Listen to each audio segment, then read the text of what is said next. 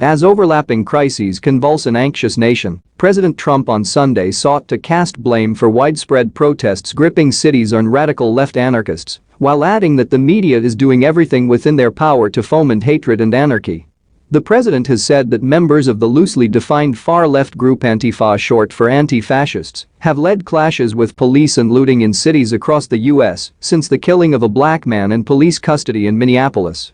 It's unclear if any group or groups are primarily responsible for escalating protests that began following George Floyd's death on May 25 as Minneapolis police officer Derek Chauvin held his knee on Floyd's neck.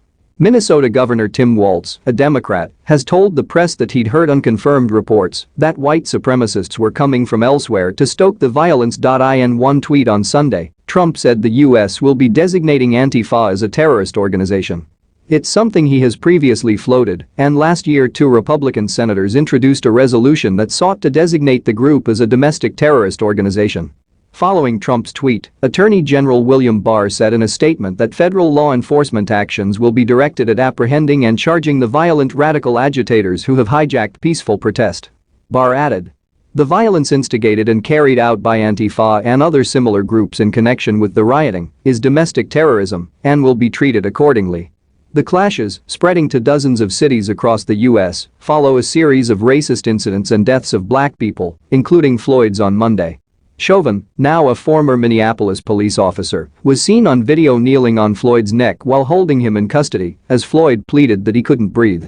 Chauvin has been charged with third-degree murder and manslaughter. 3 other officers present at the scene have been fired but not arrested or charged. Protests and clashes that have since followed come at a time of unprecedented crisis for the country, with confirmed deaths from the coronavirus pandemic topping 100,000 and millions of people out of work as a result of broad business shutdowns.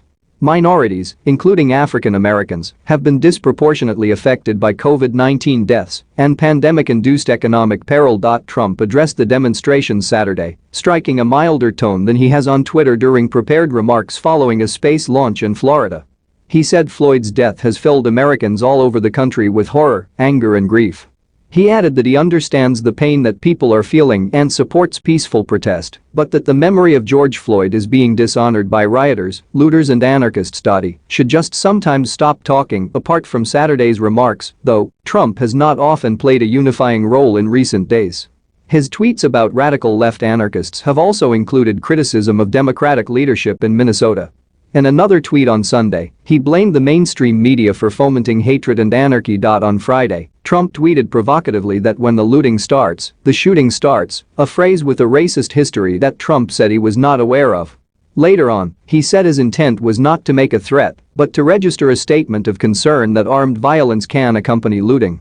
Senator Tim Scott, a South Carolina Republican, said on Fox News Sunday that the president's tweets about demonstrations turning violent are not constructive.